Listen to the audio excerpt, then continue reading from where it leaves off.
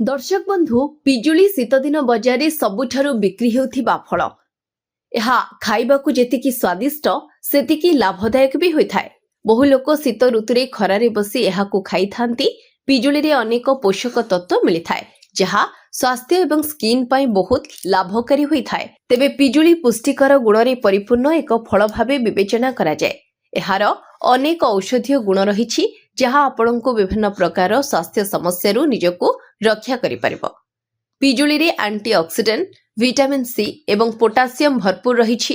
ଏଥିରେ କ୍ୟାଲୋରି କମ୍ ପରିମାଣର ଏବଂ ଫାଇबर ଅଧିକ ମାତ୍ରାରେ ଥାଏ। ଏହି କାରଣଗୁଡ଼ିକ ପାଇଁ ଏହା ଆପଣଙ୍କ ସ୍ୱାସ୍ଥ୍ୟ ପାଇଁ ଅତ୍ୟନ୍ତ ଲାଭଦାୟକ ବୋଲି ବିବେଚନା କରାଯାଏ। ତେବେ ପିଜୁଳିରେ ଫାଇबर ଭରपूର ମାତ୍ରାରେ ଥାଏ ଯେଉଁ କାରଣରୁ କୋଷ୍ଠକାଠିନ୍ୟରୁ ମୁକ୍ତି ମିଳିଥାଏ।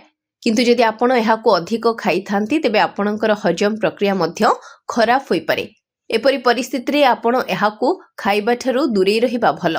ଏହାପରେ ଆସନ୍ତୁ ଜାଣିବା କେଉଁ ଲୋକେ ପିଜୁଳି ଖାଇବା ସ୍ୱାସ୍ଥ୍ୟ ପ୍ରତି ଠିକ୍ ନୁହେଁ।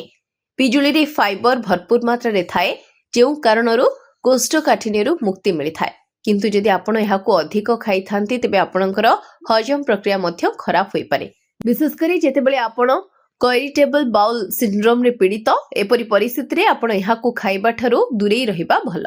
ବ୍ୟୁରୋ ରିପୋର୍ଟ, ସ୍ୱର୍ଣ୍ଣ ନ୍ୟୁଜ।